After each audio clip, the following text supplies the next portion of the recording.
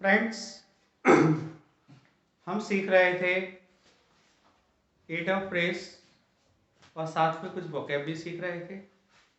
आज हमारा second lecture होने जा रहा है। आई होप कि आपको पहला जो टॉपिक है या पहला लेक्चर काफ़ी पसंद आया होगा। और चलिएगा शुरुआत करते हैं अपने सेकंड लेक्चर की तरफ।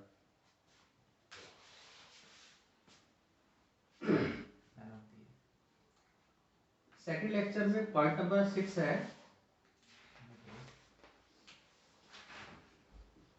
Alter ego. Alter ego idioms का मतलब क्या होता है? अल्टर ईगो अल्टर ईगो का मतलब होता है कि बहुत ही क्लोज फ्रेंड, सच्चा मित्र। Alter ego, very close friend, a very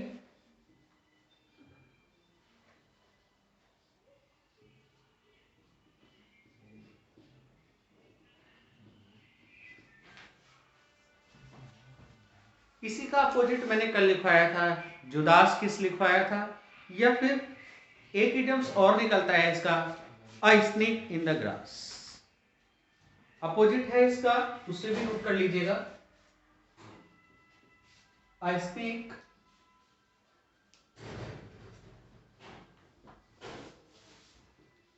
in the grass.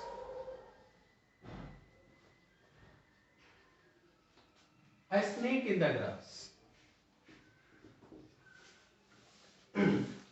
जिस तरह घास में या घास फूस में सांप काटने के बाद दिखाई नहीं देता है, उसी प्रकार से एक छिपा हुआ शत्रु भी जो है, जिसे आप आस्तीन का सांप बोलते हैं, ये ठीक उसी का एग्जाम्पल है। वो भी आपका जस्ट इसका उल्टा हो गया। यानी कहना कैसा मित्र हो गया? अ कंपेनियन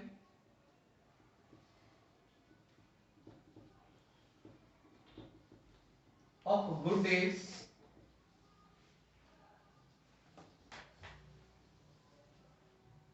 या कह सकते हैं कि दल बदलु व्यक्ति भी कह सकते हैं। अ फिकल माइंडेड पर्सन भी हो सकता है।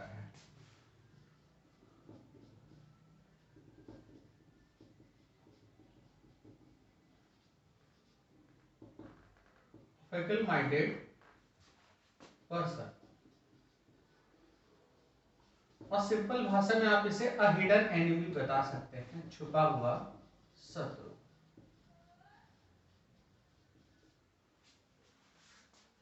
देखिएगा एग्जाम्पल में पर्टिकुलर यही मीनिंग नहीं आएगा, इससे रिलेटेड आएगा, जो इससे रिलेट करता होगा। इस इडियम से, इस वाले इडियम से, या इन किसी भी इडियम से जो वर्ड रिलेट करते हैं वही आपके ऑप्शन में आते हैं। एग्जैक्ट मीनिंग रेयरली आता है, कभी नहीं आता है। इसलिए आपको थोड़ा कॉमन सेंस के साथ भी चलना होता है कि इसका मीनिंग क्या होने जा रहा है और किस तरीके से, किस वे में एग्जामिनर इसको पूछेगा। इसके साथ जब हम अपनी टेस्ट सीरीज स्टार्ट करेंगे तो सारा कुछ क्लियर हो जाएगा। चलेगा अपने अगले इडियम्स की तरफ है हमारा।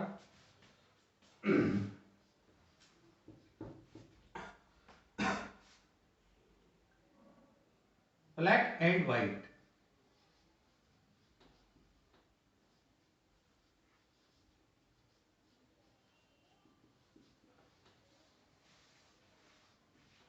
ब्लैक एंड व्हाइट का मतलब ये, सपोज करो ये पूरा व्हाइट बोर्ड है और इसमें ब्लैक से लिखा जा रहा है, तो इसलिए ब्लैक, जितना भी हमारा जो याद करने वाली जो बुक्स वगैरह होती है मोस्टली, वो पेपर उसका वाइट होता है, लेकिन जो उसकी इंक होती है, जो छपाई होती है, वो ब्लैक से होती है।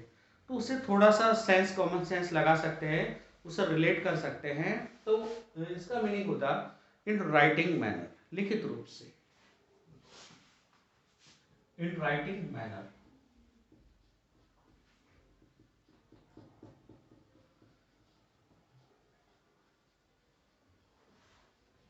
इन राइटिंग मैनर, लिखित रूप से।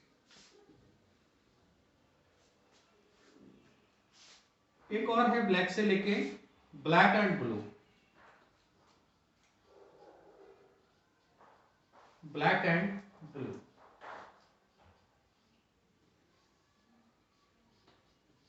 ब्लैक एंड ब्लू का मतलब, सपोज करो जब कभी गुम चोट लगती है, यानी जो चोट जो खुलती नहीं है, उस चोट में आपने देखा होगा कि उसका जो निशान है वो हल्का ब्लैक और ब्लू सा दिखाई देता है।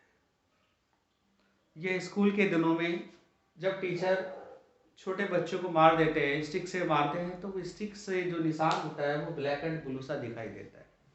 इसका मतलब पिटाई तो अच्छी हुई है या चोट भी अच्छी लगी है। इसका मतलब होता है बुरी तरह पिटाई करना, बीट बैडली, बुरी तरह पिटाई करना, beat badly, beat badly. Next है रीड बिटवीन द लाइन्स।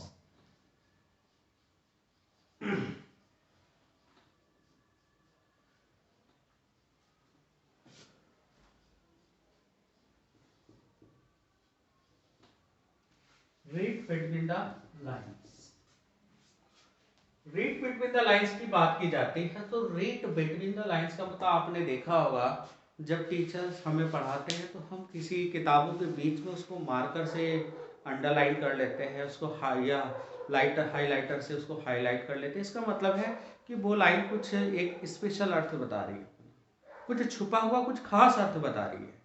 इसका मतलब भी वही हो गया, रीड बिटवीन द लाइन्स का मतलब हो गया कि कुछ स्पेशल मीनिंग फाइंड आउट करना है या कुछ हिडन मीनिंग फाइंड आउट करना, यानी छुपा हुआ अर्थ निकालना। To find out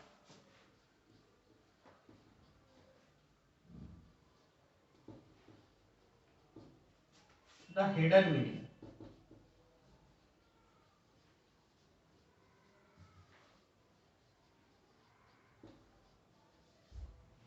to find out the hidden meaning of the sentence, या to find out the secret meaning of the sentence, या कह सकते हैं to find out the special meaning of the sentence. I hope ये 5 आपके idiom अच्छे से समझ में आए होंगे। Alter ego, a very close friends, a snake in the grass, a companion of good days, यानी अच्छे दिनों का साथी है, तुम्हारे बुरे दिन आए तो छोड़ दिया। अ फिकल माइंडेड पर्सन, डबल होता है, कंफ्यूजिंग में रहता है। हालांकि ये तो इतना अच्छा नहीं हो सकता, लेकिन डिपेंड करता है, एग्जाम में पूछ लिया गया था और इसको राइट कर लिया गया था। लेकिन actual meaning a hidden enemy, इसका प्रॉपर राइट आंसर हो जाएगा। अ ब्लैक एंड व्हाइट का मतलब होता है इन राइटिंग मैनर। नेक्स्ट है ब्लैक एंड ब्लू का मतलब अ बीट बैडली, अच्छे से बता दिया कि जब पिटाई होती है तो ब्लैक और नीला हो जाता है कलर उसका चोट का। रीड बिटवीन द लाइंस का मतलब to find out the hidden. चलते हैं अपने नेक्स्ट वोकैब की तरफ। आई होप ये पॉइंट आपका क्लियर हुआ होगा। फ्रेंड्स, आज हम सीखेंगे सिनोनिम्स, और सिनोनिम्स की हम ये अपनी पहली श्रृंखला स्टार्ट करने जा रहे हैं। आई होप कि आपको पसंद आएगी। चलेगा, चलते हैं अपने सिनोनिम्स की तरफ। सिनोनिम्स में सबसे पहला पॉइंट है आपका एड्रोइट।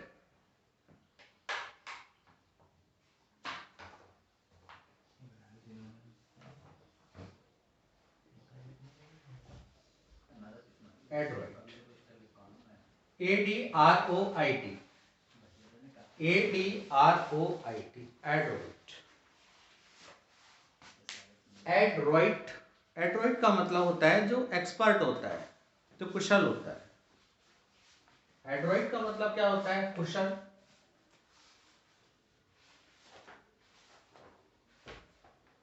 कुशल, जो कुशल होगा वो होशियार भी होगा।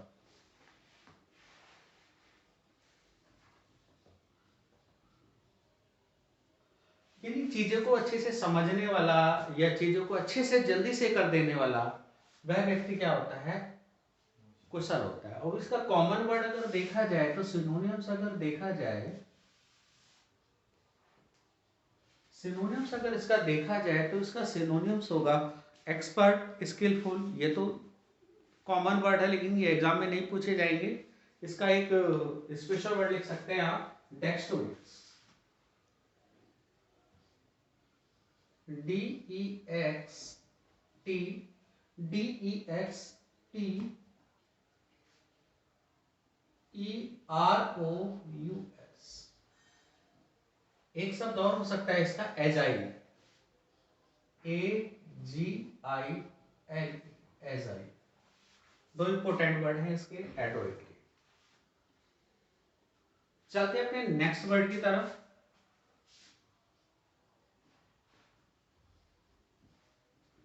नेक्स्ट वर्ड है हमारा एपिटाइट, एपिटाइट,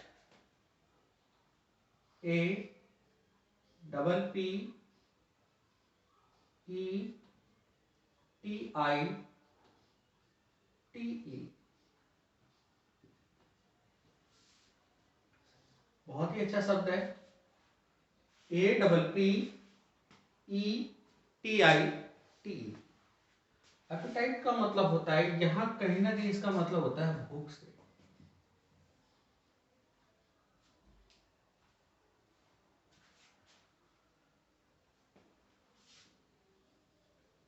इसका सिनोनिम्स हो सकता है, कॉमन वर्ड हो सकता है हंगर, और हंगर अगर आप लिख सकते हैं तो लिख सकते हैं हंगर, ये स्टार हो सकता है, स्टार। एपिटाइट अपने आप में काफी इंपोर्टेंट वर्ड है, कई बार एग्जाम में पूछा गया है, APPETIT।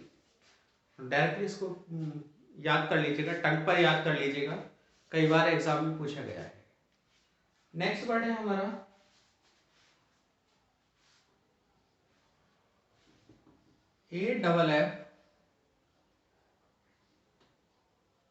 AFFLUENT,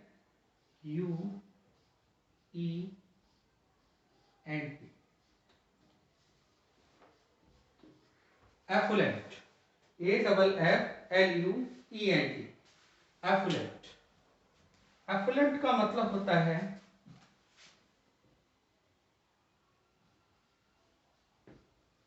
मालदार, धनी, अमीर, प्रफुल्ल।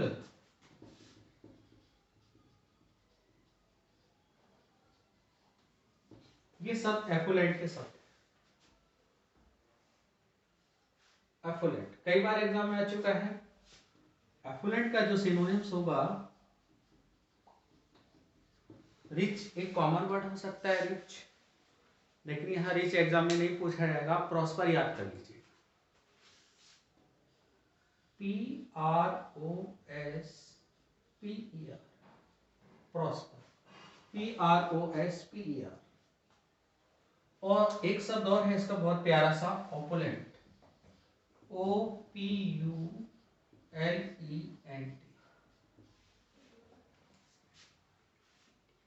ओपुलेंट। बाकी तो रिच तो फ्रेंड्स आपको पता ही है। पॉइंट नंबर है हमारा 4। 4 मीनिंग है हमारा वैनिश।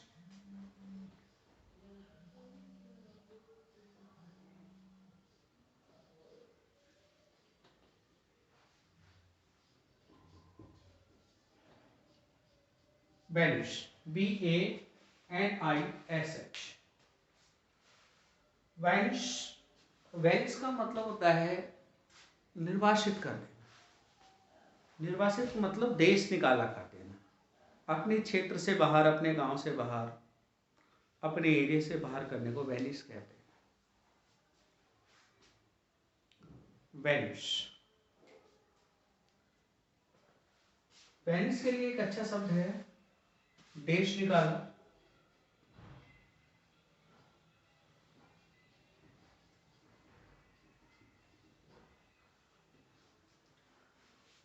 या फिर वनवास भी बोल सकते हैं।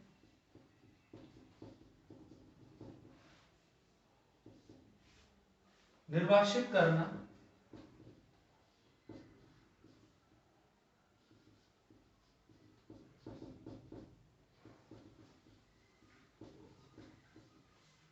ये सारे वैनिश के सिनोनिम्स। तो वैनिश के लिए एक अच्छा शब्द है आपका एग्जाइल।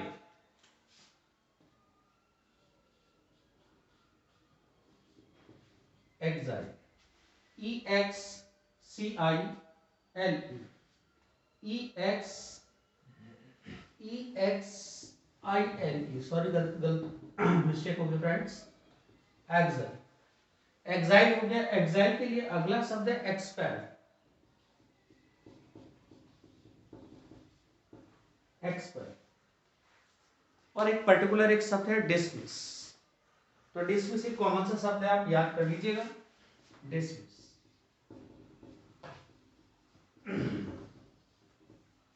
चलेगा, बढ़ते हैं अपने 5वें पॉइंट।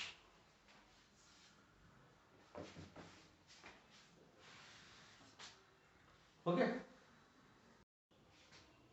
तो फ्रेंड्स हमारा 5वां वोकैब है अर्डेंट। अर्डेंट का मतलब होता है जोशीला, ऊर्जावान।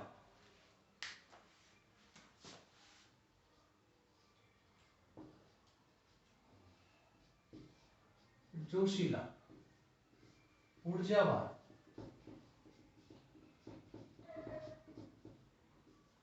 शक्तिवान, स्फूर्तिवान।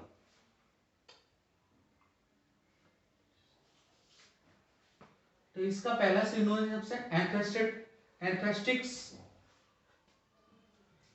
जेरस और फर्वेंट। फर्वेंट दोस्तों और एंथ्रेस्टिक्स दोनों काफी इंपॉर्टेंट पॉइंट है, यहीं से एग्जाम में कई बार क्वेश्चन पूछा गया है। फर्वेंट को लेके अनेकों बार क्वेश्चन पूछा गया है।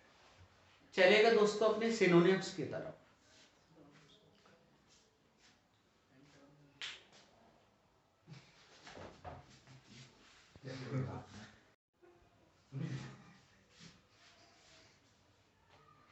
पहला पॉइंट है हमारा एंटोनिम, सीख रहे हैं हम। एंटोनिम्स में पहला पॉइंट है हमारा एल्यूर। एल्यूर का मतलब होता है, एल्यूर करना, किसी को आकर्षित करना, लुभाना, अपनी तरफ इशारा करके दिखाना, या अपनी तरफ किसी को खींचना, लुभाना। एल्यूर का पर्टिकुलर शब्द हो सकता है लुभाना, आकर्षित करना,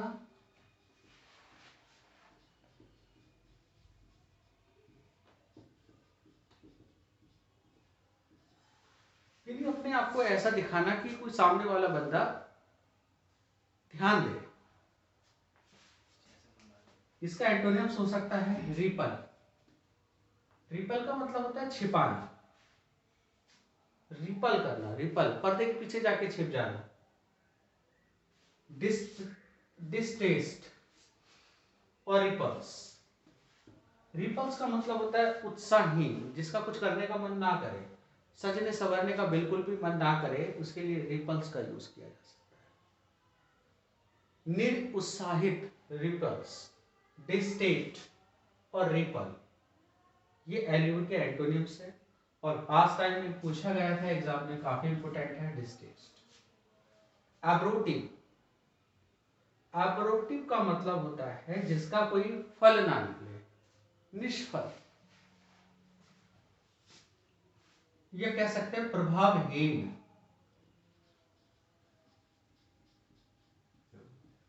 प्रभावहीन, निष्फल, निष्फल।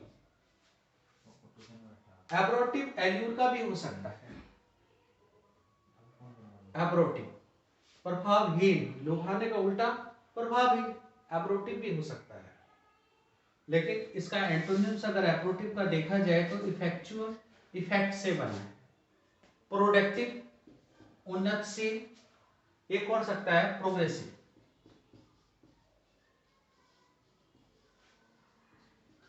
प्रोग्रेसिव। नेक्स्ट है अपैथी। अपैथी का मतलब होता है उदासीनता, रिपल्स। क्या कह सकते हैं इसको, इसका सिनोनिम्स रिपल्स हो सकता है। एंटोनिम्स कंसर्न, चिंता करने वाला, एनेक्साइटी, चिंतित, ईगरनेस, उत्सुक। एनेक्साइटी चिंता भी हो सकता है, उत्सुकता भी हो सकता है। कंसर्न बातचीत, चिंता करने वाला, किसी मुद्दे पर बात करने वाले को कंसर्न कहते हैं। राय परामर्श लेने के लिए भी कंसर्न कहा जा सकता है। तो एंटोनिम्स यानी अपैथी का जो एंटोनिम्स हुआ कंसर्न, एनेक्साइटी और ईगरनेस। एडवर्सिटी, देखो कई बार एग्जाम में पूछा गया है। यहाँ तक कि यूपीएससी में आईएएस के एग्जाम में भी पूछा गया था कि एडवर्सिटी का अपोजिट क्या होता है, प्रॉस्पेरिटी। केवल सिंगल याद रखना है, कभी प्रॉस्पेरिटी का अपोजिट पूछ लेता है, कभी एडवर्सिटी का। एडवर्सिटी का मतलब होता है गरीबी, निर्धनता,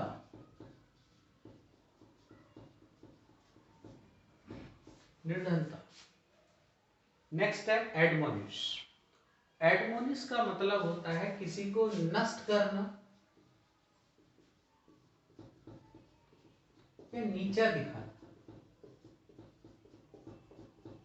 नीचा दिखाना। एप्लूड, शाबाश। अप्रूव बढ़ावा देना, प्रेज का मतलब प्रशंसा करना। इसका ब्रैवो भी हो सकता है, बढ़ावा देना, शाबाशी देना, ब्रैवो भी हो सकता है। आई होप फ्रेंड्स ये 5 एंटोनिम्स आपको अच्छे से समझ में आए होंगे। चलेगा, मिलते हैं अपनी नेक्स्ट क्लास में। Thank you.